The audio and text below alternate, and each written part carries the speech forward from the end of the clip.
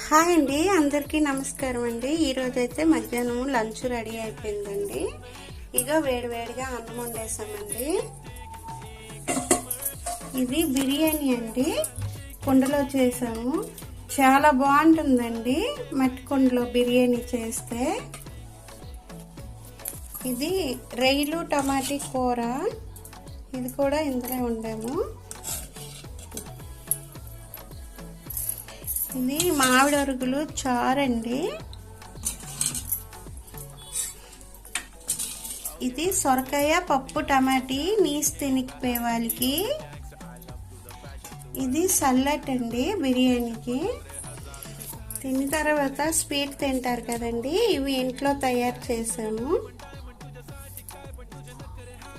ఈరోజు వీడియో అయితే ఇంతేనండి.